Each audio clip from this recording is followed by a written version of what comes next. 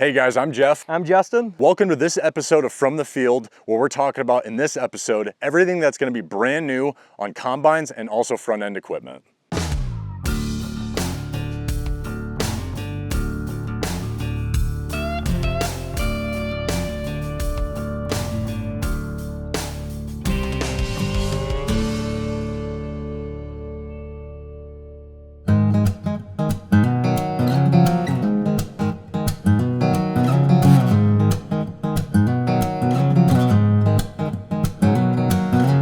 In 2024, John Deere announced the release of the S7 Series Combine, and with it, an overhaul of the automation technology for it and the X9 Series Combine. We're not going to dive into all the details that changed on the S7 Combine with that model year change, but we will summarize it into 3 points. 3 big points when it comes to the new S7 series of combine is number 1, a redesign of the interior and also the exterior of the combine when in regards to styling to be a little more closely aligned to the X9, as well as a new naming convention going from an S780, for example, to an S7 800. The second one is going to be the suite of harvest automation technology that is available to customers. Not only one, to be more efficient with the machine, but also a lot easier to set up and a lot easier to utilize that new suite of technology. And then last but not least, the third one is how do we get more efficient use of horsepower out of this machine through some of the mechanical changes that have occurred in model year 25. To find out more about what these changes look like, be sure to watch our S7 Combine walk-around video. Now that we've talked about the 3 main features and what's changed with the model year 25 S7 series of combines, let's get in front of this thing and take a look at all of the new updates for the front end suite of equipment.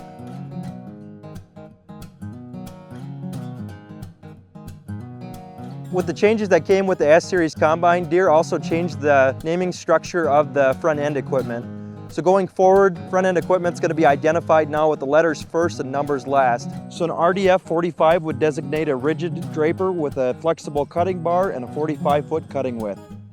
Take a CF12 for example, that's going to constitute a 12-row folding corn head. Another change that came with this series change on the combines would be the change to the electrical compatibility on these headers. So going forward for model year 25 and newer, S7 series combines will only utilize a 9-pin connector in the single point. That means now when we order a head that we're going to have to designate if we want it to be ordered with a 31-pin or 9-pin connector. For more information regarding this change to the electrical compatibility, make sure you check out this YouTube video that goes further into depth explaining it and what you need to make your heads compatible with your new S7 series combine.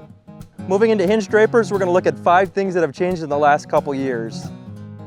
Number 1 is going to be the change for the manual override valve to be combined with the lockout valve for the wings on the hinge draper.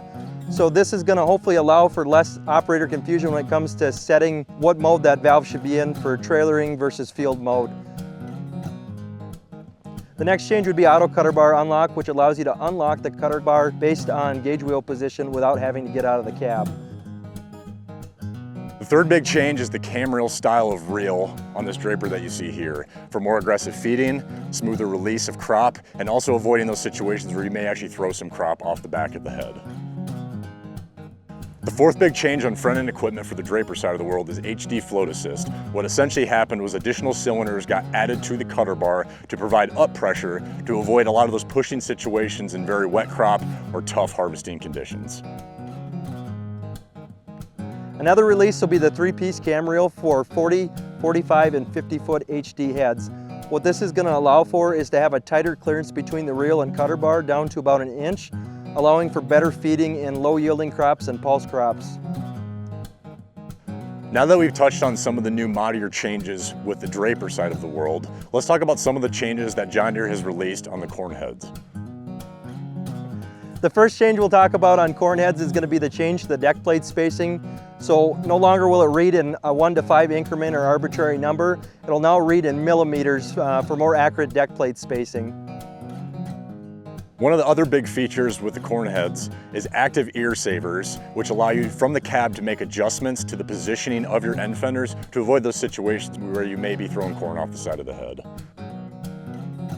Another addition will be slip clutch detection, which will give a notification to an operator via the display when a slip is detected.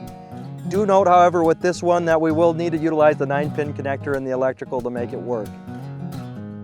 The last big announcement when we talk about model year changes on the corn heads is John Deere released an all brand new 18-row 30-inch corn head.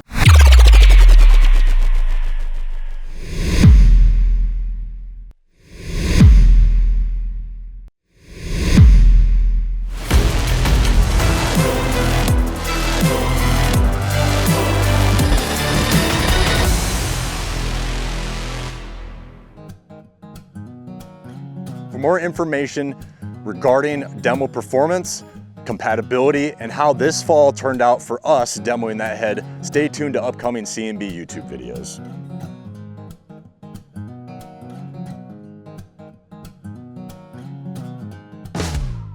This concludes our episode of From the Field for what's new on combines and front end equipment.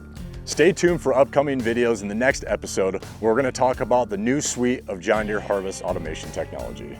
And as always, make sure to check out our YouTube video on the what's new and how-tos when it comes to John Deere harvest equipment.